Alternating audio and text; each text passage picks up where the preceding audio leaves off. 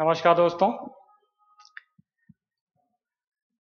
एक बार फिर अपने YouTube चैनल @पॉलिटिकल साइंस 2023 में आप सभी का स्वागत। आज हम लोग जानेंगे द्वितीय विश्व युद्ध सेकेंड वर्ल्ड वॉर के बारे में बात करेंगे। इसके पिछले वाले वीडियो में हमने बात की थी फर्स्ट वर्ल्ड वॉर 1914 से 1918 के बीच में, उसके क्या कारण रहे, उसका क्या परिणाम हुआ, किन किन देशों के बीच में लड़ा गया। आज हम लोग बात करेंगे द्वितीय विश्व युद्ध जो 1939 से 1945 के बीच में 6 साल चला। ये भयानक महायुद्ध, जैसे हमने पिछले वीडियो में बात किया था कि फर्स्ट वर्ल्ड वॉर खत्म होने के बाद जो देश इस युद्ध में सम्मिलित थे उनके बीच में एक संधि हुई थी, वर्साय संधि। कहीं ना कहीं वो द्वितीय विश्व युद्ध के बीजारोपण वहीं से स्टार्ट हो गया, क्योंकि जो पराजित देश थे उनके ऊपर बहुत सारे सैंक्शन लगा दिए गए, उन पर प्रतिबंध लगा दिए गए और उनको एक तरह से नीचा दिखाया गया। सारे देश का कहीं ना कहीं प्रथम विश्व युद्ध में रोल रहा है, मित्र देशों का भी और संयुक्त जो केंद्रीय शक्तियां थी, लेकिन उनका युद्ध का सारा तोहमत वो केंद्रीय शक्तियों के ऊपर ही आया, जिसकी नींव द्वितीय विश्व युद्ध की नींव वहीं से पड़ी और आगे चल के 1939 आते आते द्वितीय विश्व युद्ध की भी शुरुआत हुई। तो हम लोग जानेंगे द्वितीय विश्व युद्ध। हमारे विश्व ने आधुनिक युग में 2 विश्व युद्ध देखे, प्रथम 1914 से 1918 के बीच में और द्वितीय विश्व युद्ध 1939 से 1945 के बीच में, जिसके वैश्विक दूरगामी राजनीतिक परिवर्तन आए। द्वितीय विश्व युद्ध को इतिहास का सबसे बड़ा संघर्ष भी कहा जाता है। इसमें ये 6 वर्षों तक चला। आप इसमें जानेंगे, बात करेंगे कि इस विश्व युद्ध में कौन कौन से देश भाग लिए, कब से कब तक चला, कौन कौन सी लड़ाइयाँ हुई और इसका राजनीतिक आर्थिक क्या प्रभाव पड़ा हमारे विश्व के ऊपर।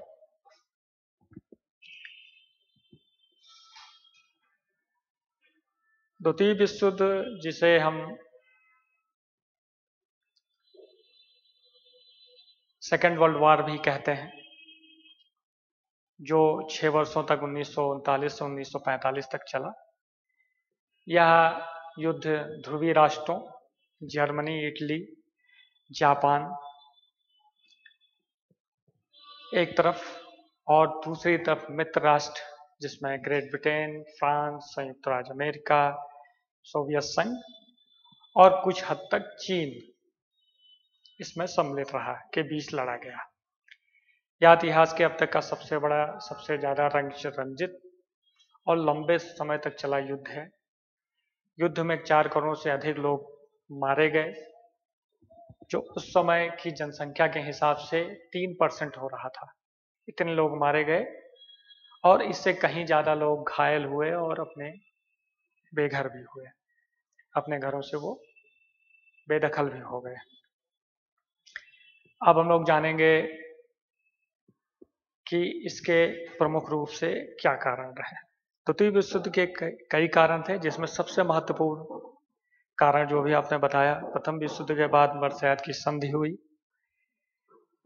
का प्रभाव, वैश्विक विश्व में आर्थिक महामंदी, तुष्टीकरण की विफलता, जर्मनी और जापान में सैन्य राष्ट्रवाद का उदय और राष्ट्रसंघ लीग ऑफ नेशन की असफलता, ये मुख्य रूप से इसके कारण रहे। पहले हम बात करेंगे वर्साय संधि के बारे में। प्रथम विश्व युद्ध के बाद विजयी मित्र राष्ट्रों ने जर्मनी के भविष्य का फैसला करने के लिए बैठक की। जर्मनी को वर्साय की संधि पर हस्ताक्षर करना पड़ा, उसे युद्ध के लिए अपराध स्वीकार करना पड़ा और भारी मुआवजे का भुगतान भी करना पड़ा मित्र देशों को। जर्मनी को अपना अधिकांश क्षेत्र गंवाना पड़ा और सबसे बड़ी बात, उनको अपनी सैनिक शक्ति घटानी पड़ी। 1 लाख से बड़ी सेना रखने पर प्रतिबंध लगा दिया गया, उनके नौसेना को प्रतिबंधित कर दिया गया और जर्मनी कई भागों में विभाजित भी किया गया। उनके जो उपनिवेश थे उनको भी छीन लेके वो ब्रिटेन और फ्रांस ने आपस में बांट लिया। दूसरा कारण था इकोनॉमिक क्राइसिस, आर्थिक महामंदी। महामंदी ने वर्ष 2019 में पूरी दुनिया को प्रभावित किया।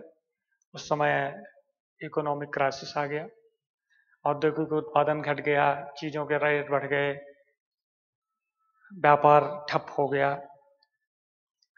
मंदी के दौरान अर्थव्यवस्था संकुचित हो गई, व्यापार घट गया, व्यवसाय बंद हो गए, कीमतों गिर गई, बैंक थे वो विफल हो गए और बेरोजगारी बढ़ गई,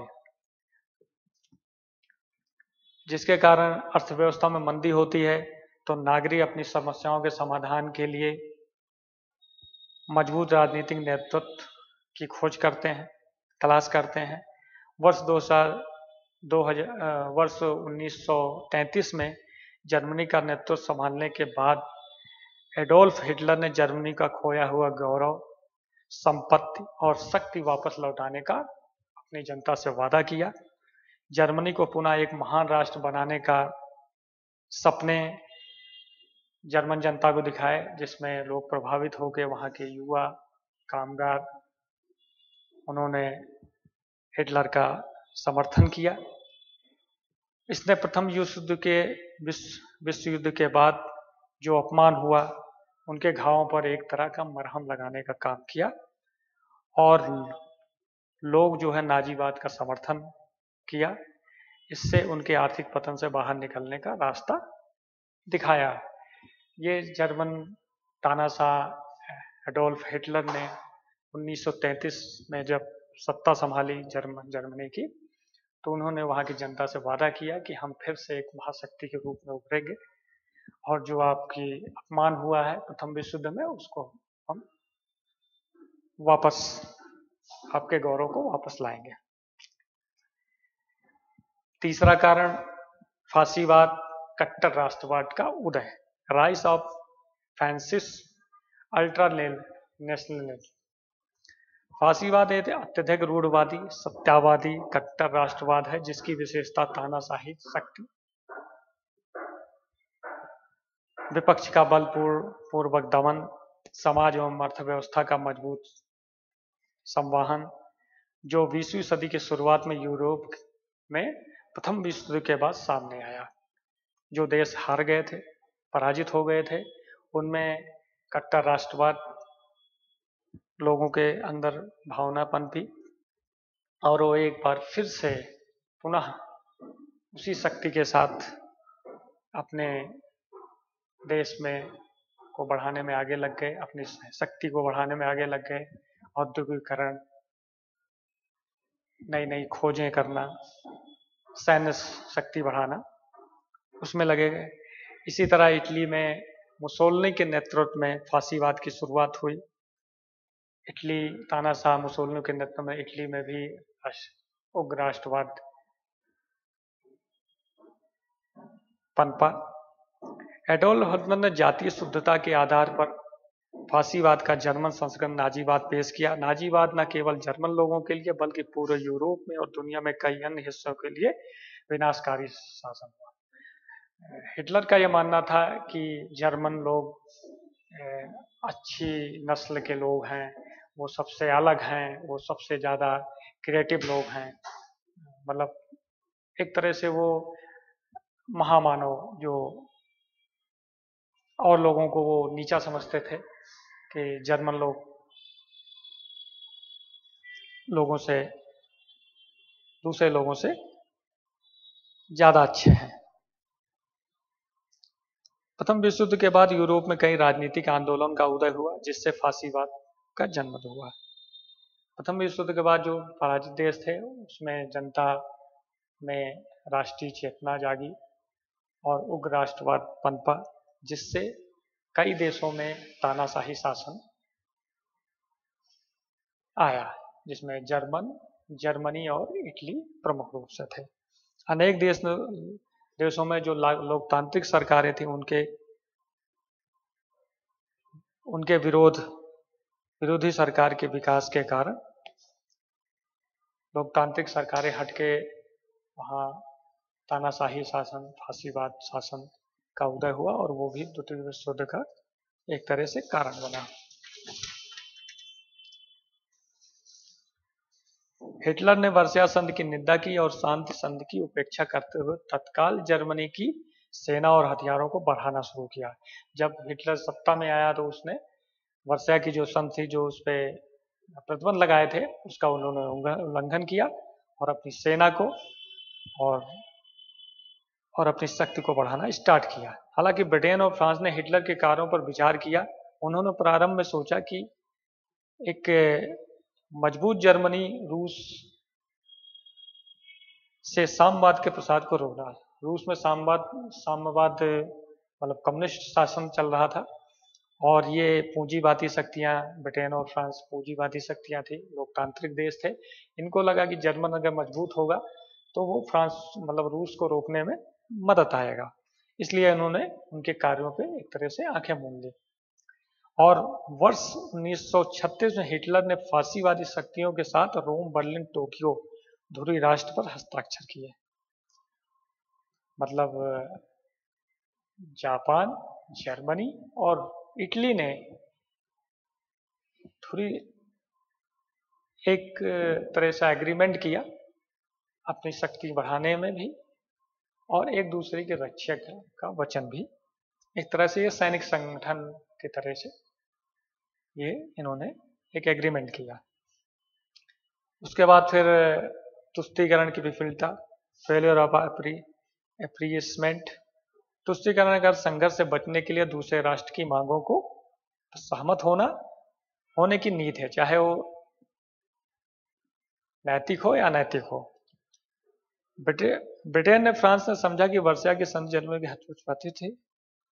ब्रिटेन और फ्रांस ने समझा कि जर्मनी के साथ पक्षपात हुआ था वर्साय संधि में, इसलिए उनकी जो कार्रवाइयां हैं वो तर्कसंगत है और न्याय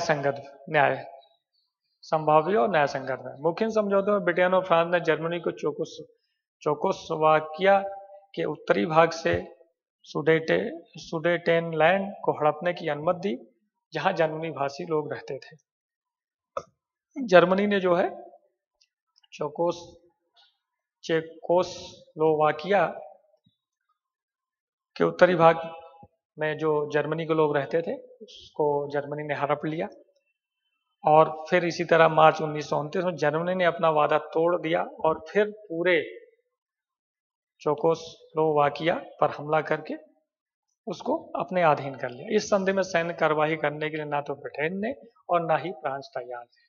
मतलब ब्रिटेन फ्रांस ये चाहते थे कि जहां जर्मनी भाषी लोग हैं वो वाला क्षेत्र जो है जर्मनी ले ले, लेकिन जर्मनी ने अपना वादा तोड़ दिया और उसने पूरे चेकोस्लोवाकिया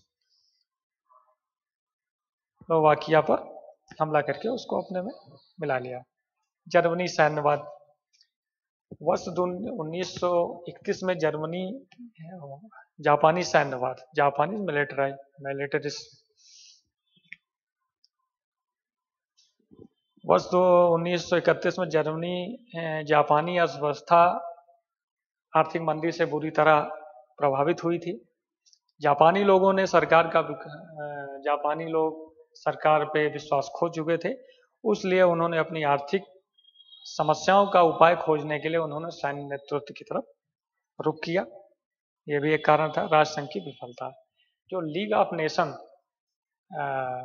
बना था प्रथम विश्व युद्ध के बाद, उसका भी कोई ज़्यादा प्रभाव नहीं पड़ा और राष्ट्रसंघ की परिकल्पना सामूहिक सुरक्षा के साथ युद्ध को रोकने के लिए की गई थी। यह एक अच्छा विचार था, लेकिन यह अंततः असफल हुआ और ये किसी भी देश के ऊपर अपना प्रभाव नहीं दिखा पाया और युद्ध को रोकने में असफल रहा। विफलता के भी प्रमुख कारण थे लीग ऑफ नेशन।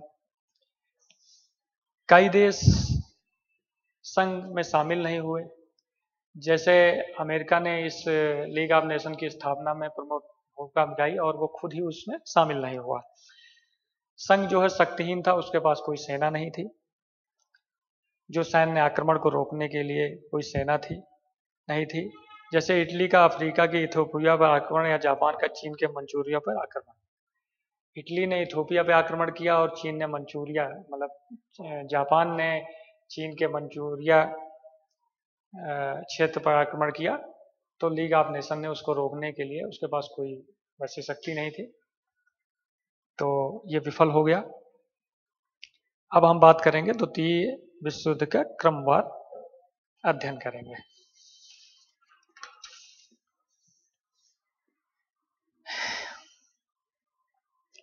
जर्मनी ने अपनी नजरें पोलैंड की तरफ मोड़ी।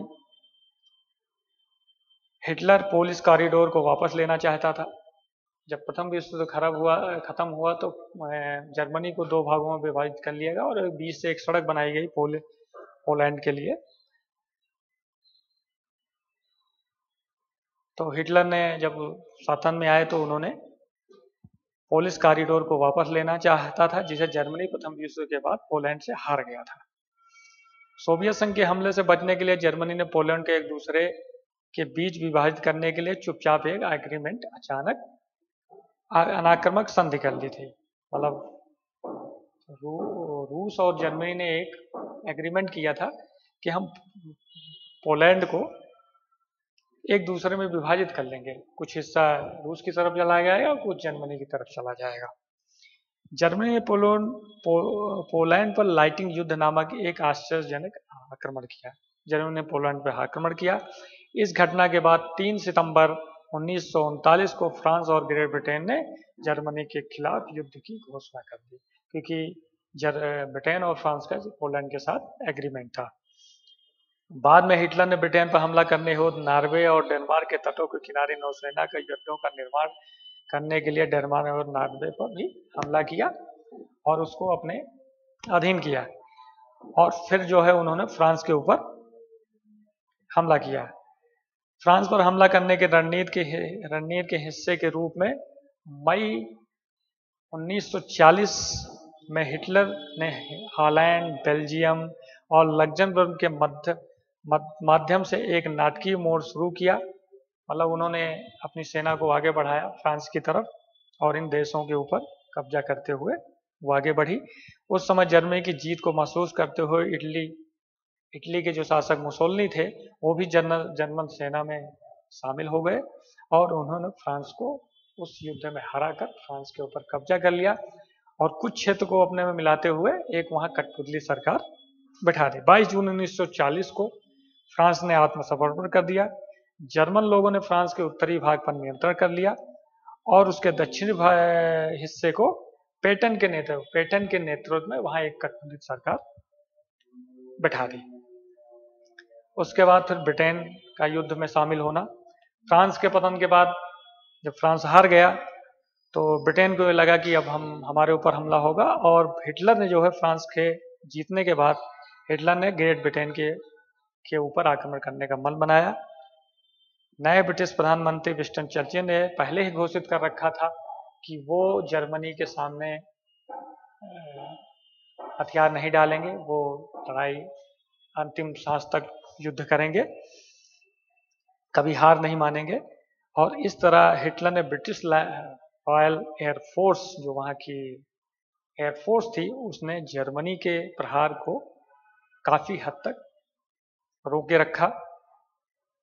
यह लड़ाई 10 मई 1941 तक 1 वर्ष तक जारी रही, लेकिन ब्रिटिश ने जर्मनी का मजबूती से प्रतिरोध किया, उनका मुकाबला किया और उन्होंने ब्रिटेन के ऊपर अधिकार करने से उनको रोका। उसके बाद हिटलर ने जर्मनी पे 1 साल के युद्ध के बाद हिटलर ने अपनी सेना को ब्रिटेन के ऊपर हमला करने से पीछे हटाया, बंद किया। इसके बजाय उसने पूर्वी यूरोप और भूमध्य सागर के ऊपर ध्यान केंद्रित किया। ब्रिटेन का युद्ध समाप्त हो चुका था। मित्र राष्ट्रों ने एक महत्वपूर्ण सबक सीखा कि हिटलर के तेजी से आक्रमण और उनके जीतने की क्षमता को रोका जा सकता है। उत्तरी अफ्रीका पर आक्रमण। मुसोलिनी ने अपना अगला कदम सितंबर 2040 में इटली में उनका उद्देश्य ब्रिटिश नियंत्रण मिस्र पर कब्जा करना था। मिस्र उस समय ब्रिटिश कॉलोनियल उपनिवेश था और इटली ने उस पर हमला किया कि मिस्र को अपने कब्जे में लिया जाए। और मिस्र की जो स्वेज नहर थी, उससे जो है उस समय तेल का व्यापार हो रहा था, जो मुख्य मार्ग था, उस पर नियंत्रण पाया जाए, जिससे यूरोप के जो राष्ट्र हैं, मित्र राष्ट्र हैं, उनको कमजोर किया जाए। इसी तरह एक बाल्कन युद्ध। अप्रैल 1941 में हिटलर ने यूगोस्लाविया और ईरान दोनों पर विजय प्राप्त किया। उन्होंने 1941 में यूगोस्लाविया और यूनान पर आक्रमण करके उसको अपने अधीन किया। यूनान में नाजियों ने एक्रोपोलिस पर स्वास्तिक बनाकर अपना विजय जश्न मनाया।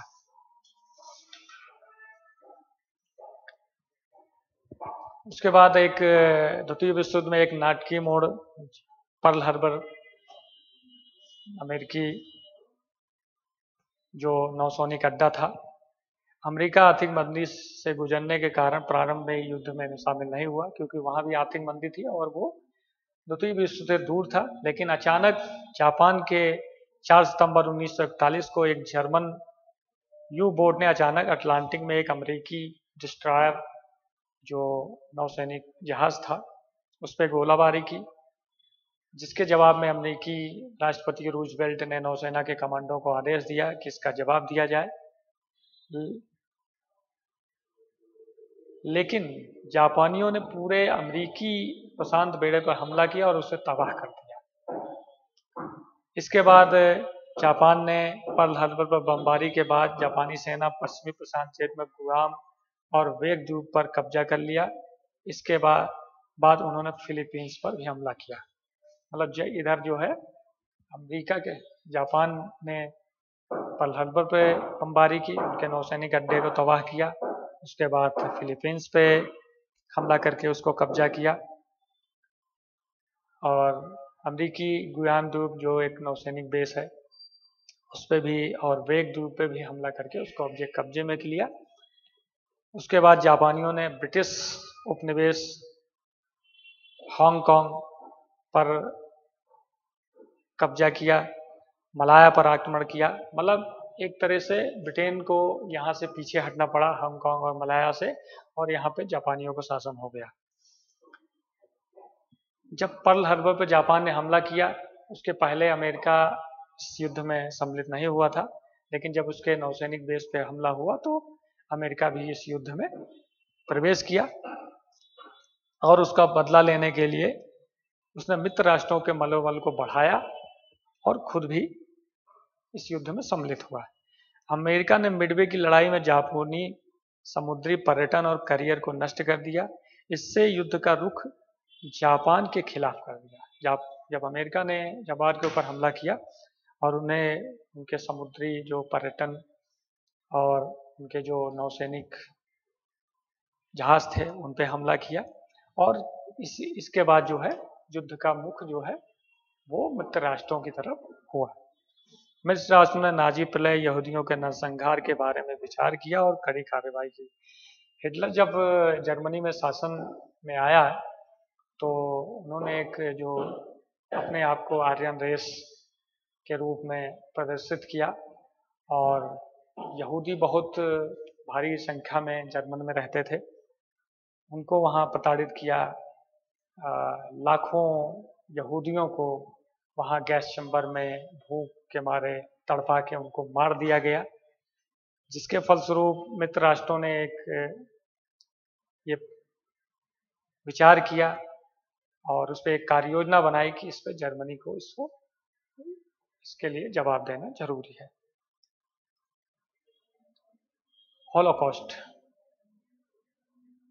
हॉलोकॉस्ट यहूदियों का नरसंहार जर्मनी में हुआ, उसके लिए वर्ड यूज होता है। यूरोप के लिए नाजियों ने एक आदेश के भाग के रूप में उन्होंने घोषणा की, जर्मन ने आर्य या जर्मनी जो लोग मास्टर दौड़ में थे, उन्होंने दावा किया यहूदी और अन्य गैर आर्य लोग अधीनस्थ थे, मतलब वो उनके गुलाम थे। जातवादी संदेश अतः प्रलय नागरिक विशेष रूप से यहूदियों को सामूहिक नरसंहार का कारण बन जाता है। नाजी प्रचार यहूदियों विरोध के एक बस्तूर अभियान के रूप में शुरू हुआ। वर्ष 1933 से लेकर नाजियों ने यहूदियों का उत्पीड़न चालू किया। सरकारी नीति बनाई उनका कि इनका दमन किया जाए। उन्होंने सबसे पहले यहूदियों को सार्वजनिक पद से हटा दिया, उनसे नौकरियां छीन ली, उसके लिए कानून पारित किया। फिर 1935 में नरेमबर्ग कानून में यहूदियों को जापानी नागरिकता से हटा दिया, नौकरी और संपत्ति से बेदखल कर दिया। नाजियों ने उनकी पहचान को आसान बनाने के लिए यहूदियों के ऊपर कपड़ों पे एक चमकीला पीला सितारा लगा देते थे कि वो दूर से नजर आ जाए कि ये यहूदी हैं। उनको पकड़ के वो जेलों में और यातना घरों में ले जाके बंद कर दिया जाता था। जर्मन ने अपने एक यहूदी नागरिक ने जर्मनी से अपने पिता के निर्वासन का बदला लेने के लिए एक यहूदी युवक ग्रीन्सजेन ने पेरिस संधि जर्मन दूतावास के एक कर्मचारी को गोली मार दी, जिसके फलस्वरूप 9 नवंबर 1938 को नाजी सैनिकों ने यहूदी घरों और व्यवसायों पर हमला किया।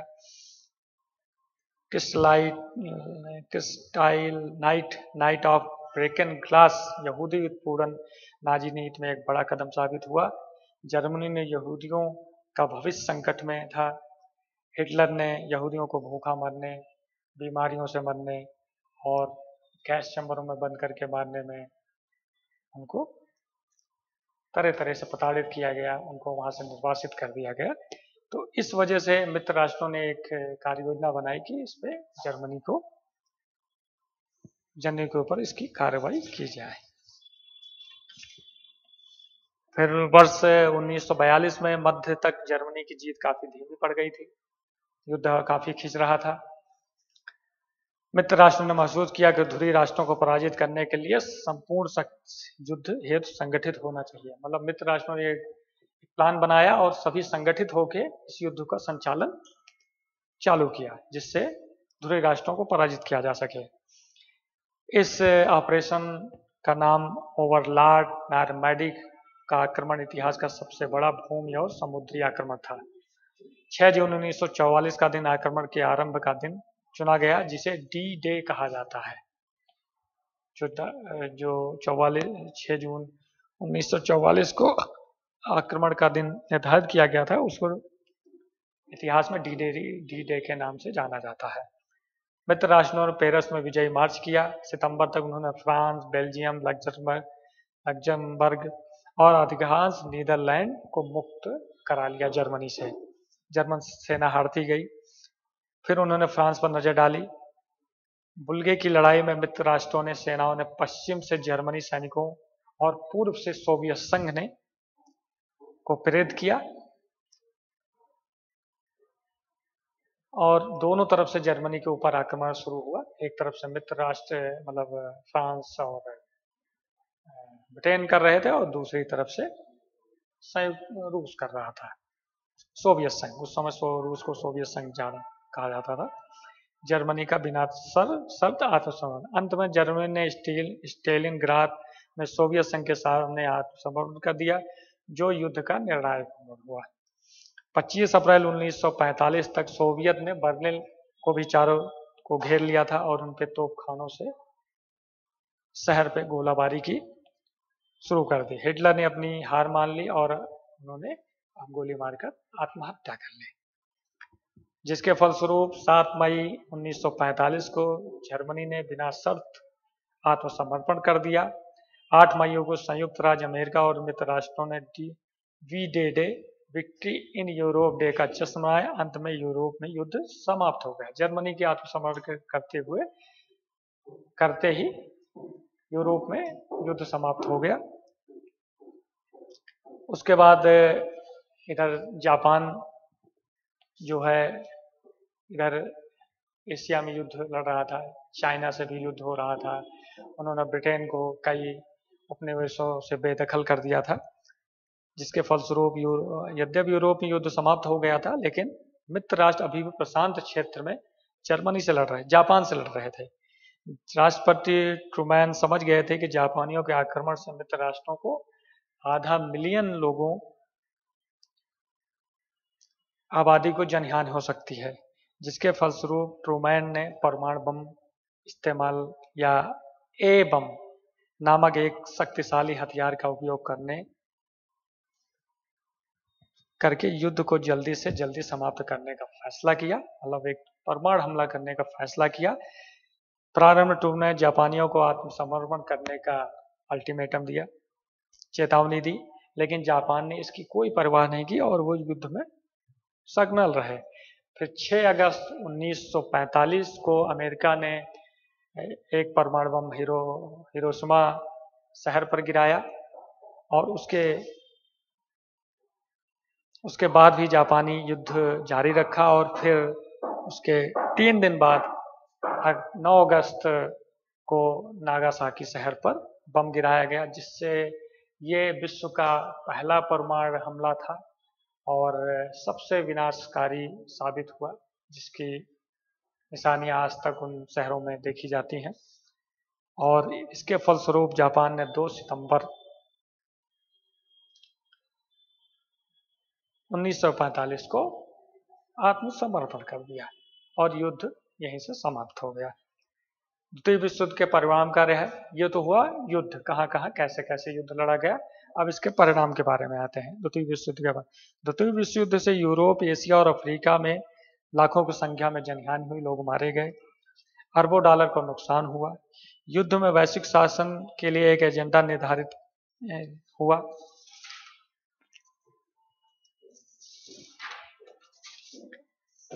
जापान में विसैनिकीकरण और एक नए संविधान को अपनाया।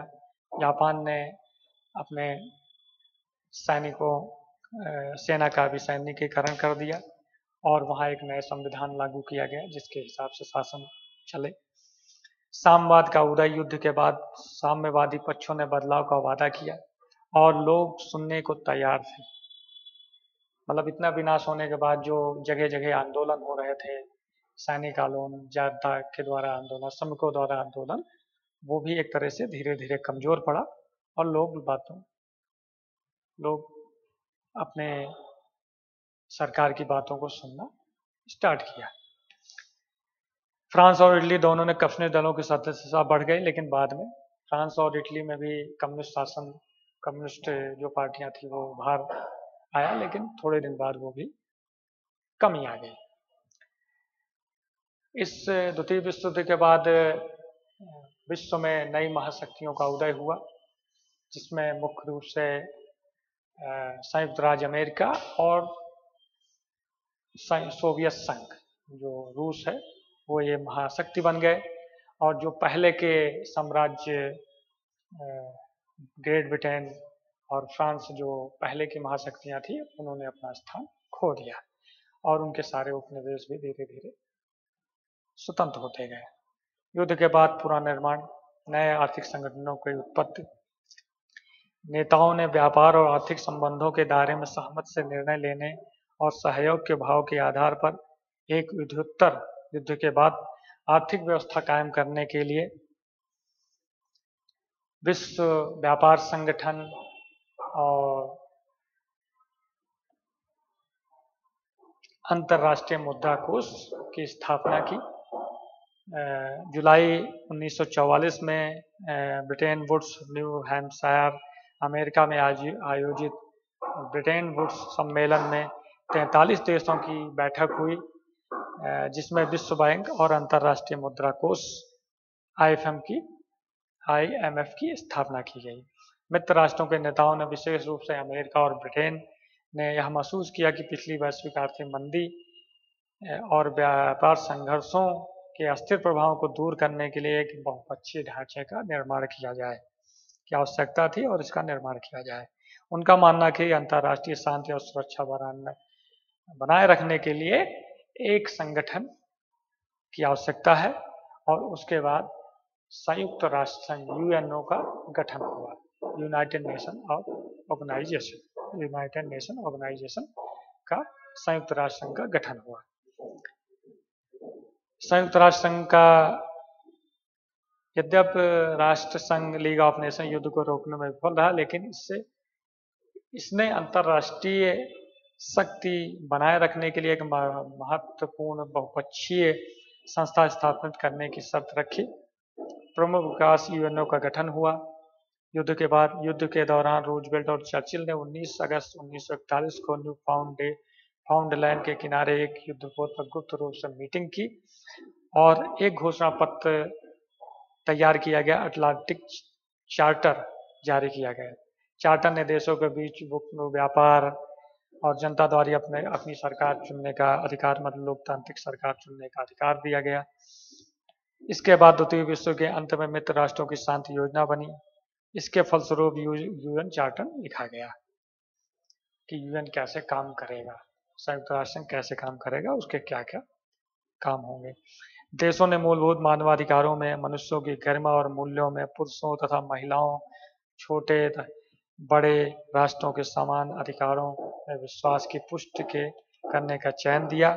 संयुक्त राष्ट्र का लक्ष्य ग्रह पर शांति, गरिमा और समानता सुनिश्चित करना है। द्वितीय विश्व युद्ध के बाद दो महाशक्तियों का उदय हुआ, संयुक्त राज्य अमेरिका और सोवियत संघ।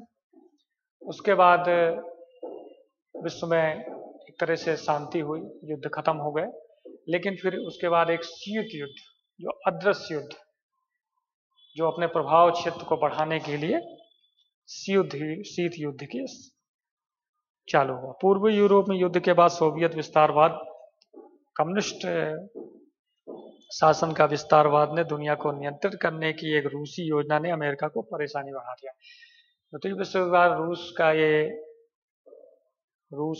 सोवियत संघ ने ये अपना कम्युनिस्ट शासन के विस्तारवाद को नियंत्रित करने के लिए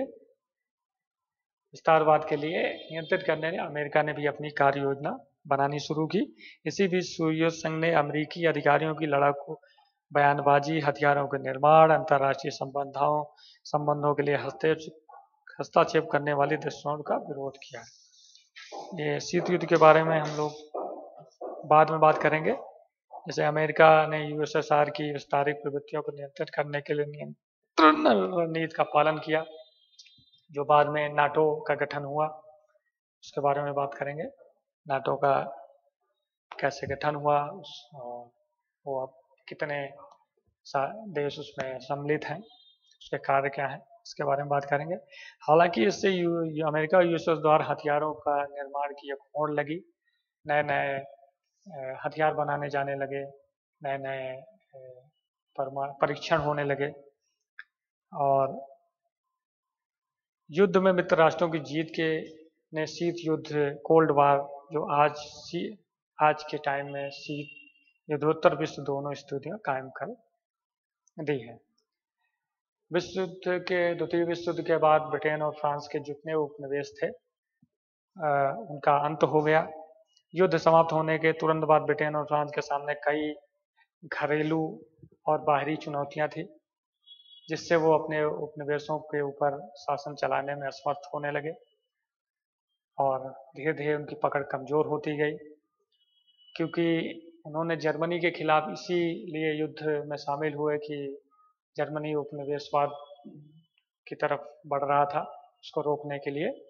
इस वजह से एशिया और अफ्रीकी उपनिवेशों में उपनिवेशवाद का अंत शुरू हो गया और कई उपनिवेश स्वतंत्र हो गए, जिसके परिणाम स्वरूप भारत की स्वतंत्रता। द्वितीय विश्व युद्ध ने ब्रिटिश साम्राज्य को भारी नुकसान पहुंचाया।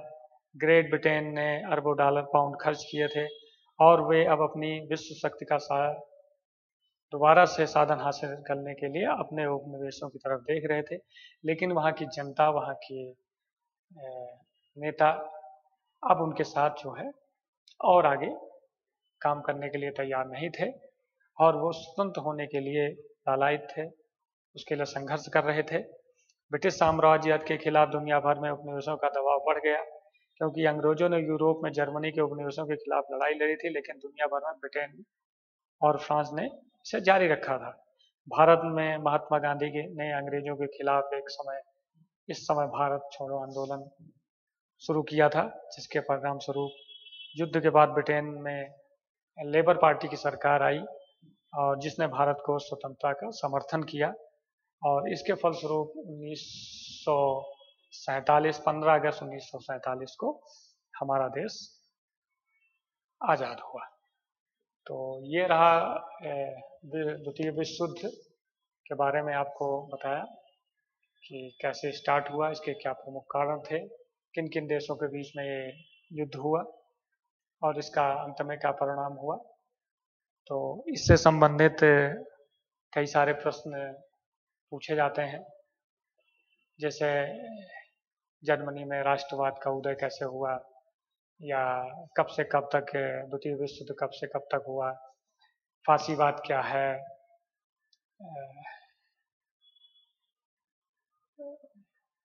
किन किन देशों के बीच में लड़ा गया। ये सब इस तरह कई सारे प्रश्न पूछे जा सकते हैं इस प्रश्न में। तो आगे के वीडियो में हम और बात करेंगे संयुक्त राष्ट्र संघ की स्थापना के बारे में और उसके कार्य क्या हैं इसके बारे में। तो आज के लिए इतना ही। जय हिंद, धन्यवाद।